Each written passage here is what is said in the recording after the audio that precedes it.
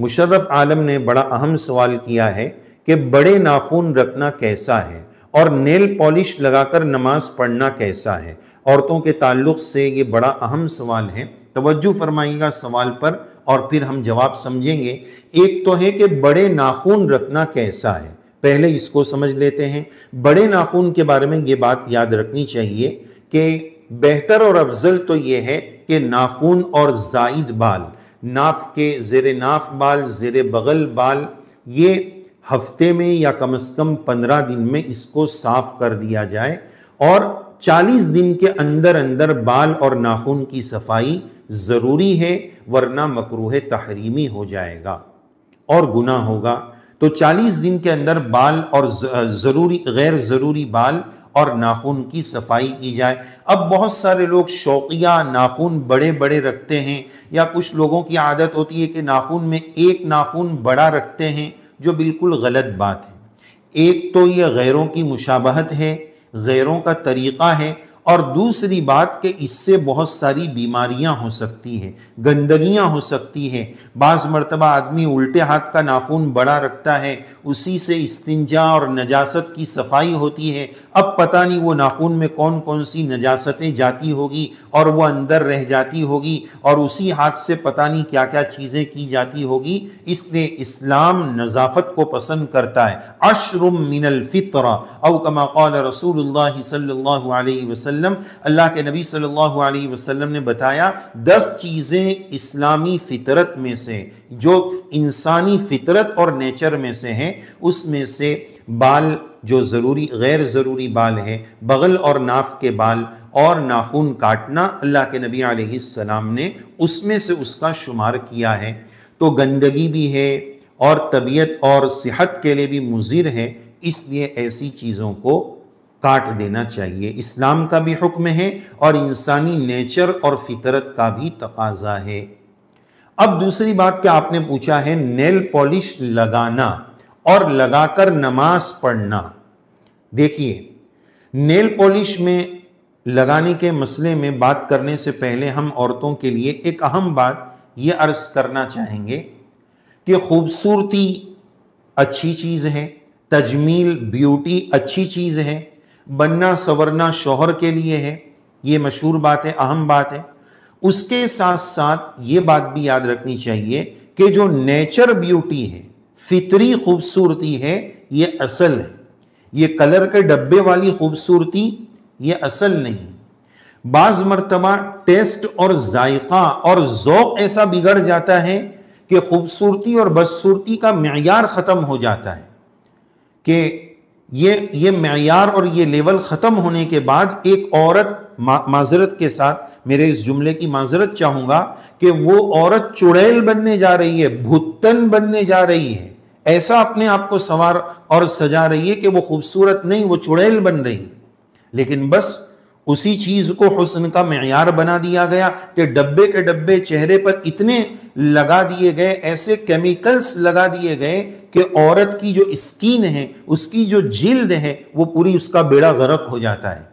پھر جیسے ہی وہ ڈبے کا اثر اترتا ہے تو شوہر کے لیے پریشانی ہو جاتی ہے کہ یہ کون ہے، یہ کون ہے، وہ پریشان ہو جاتا ہے۔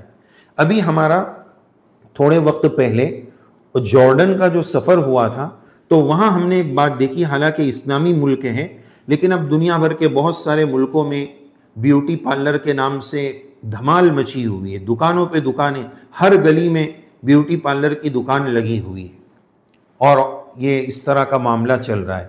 تو وہاں ہم نے جارڈن میں ایک دکان دیکھی بیوٹی پارلر کی، بہت ساری دکانیں تھیں وہاں پر۔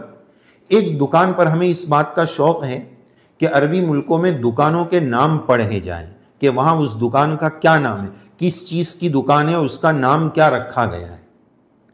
جیسے ایک جگہ پر کھانے پینے کی ہوٹل کا نام تھا والتین والزیتون، اور ایک جگہ پر زیتون اور تین نام تھا۔ تو کھانے کی چیز ہے، قرآنی آیت سے لے کر انہوں نے بطور تبرک کے یہ نام رکھا۔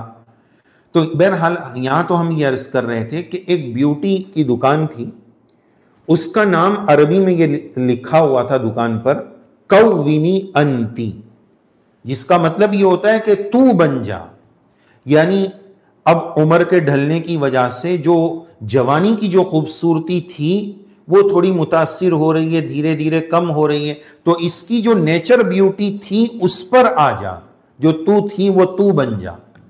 تو میں ذرا ظرافت یہ عرض کروں گا کہ بیوٹی کا یہی خلاصہ ہے کہ اتنا میک اپ ہو کہ اصل جو اس کا نیچرل ہے اس خوبصورتی تک وہ آ جائے، عمر کی ڈھلان زیادہ محسوس نہ ہو، لیکن اتنے کلر کے ڈبے جو ہے خالی کر دیے جائیں، اتنا میک اپ پیل دیا جائے کہ پتہ ہی نہ چلے کہ کون ہے، اور خوبصورتی کے بجائے مزید بدصورتی۔ جب ذوق مر جاتا ہے نا تو پھر پتہ نہیں چلتا ہے، وہ سمجھتی ہے کہ بس ڈبہ لگا لیا اس کا مطلب خوبصورتی ہو گئی۔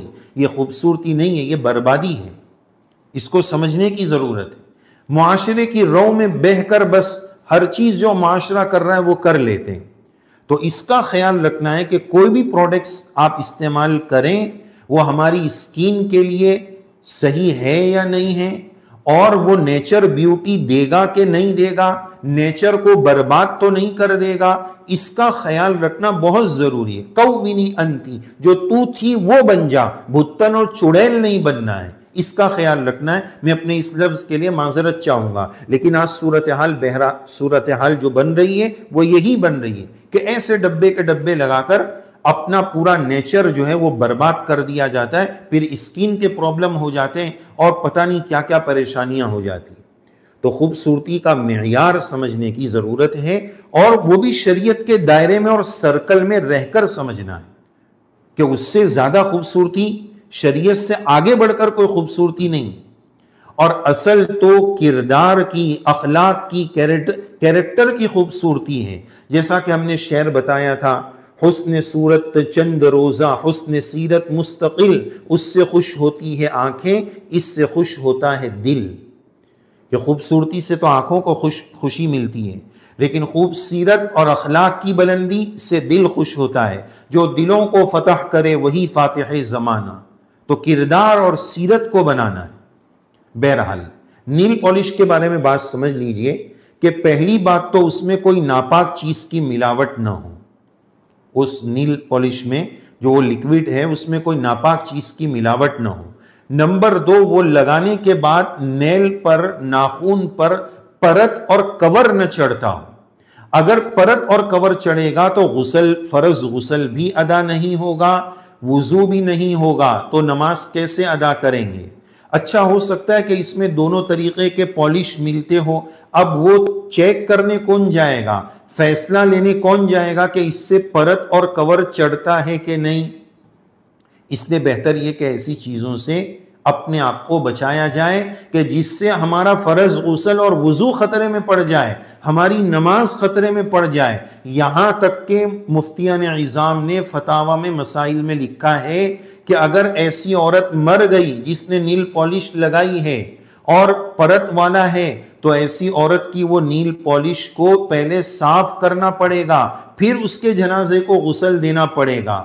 تو زندگی کا آخری غسل خطرے میں پڑ جائے، ایسے کام کرنے کی کیا ضرورت ہے؟ تو نہ ناخون بڑھانا ہے اور نہ یہ نیل پالش والے کام کرنے۔ جائز اپنی جگہ پر ہے، 2 شرطوں کے ساتھ، کہ اس میں کوئی ناپاک چیز کی ملاوٹ نہ ہو، اور نمبر 2 اس پر پرت نہ چڑھتی ہو۔ اگر ناپاک چیز کی ملاوٹ نہیں اور پرت چڑھتی ہے، لگا لیا ہے، تو وضو اور غسل سے پہلے اس کو صاف کرنا پڑے گا، کھرچنا پڑے گا، پھر غسل اور وضو ادا ہوگا اور پھر نماز پڑھنی ہوگی۔ یہ تفصیل کے ساتھ ہم نے آپ کی خدمت میں یہ جواب پیش کیا۔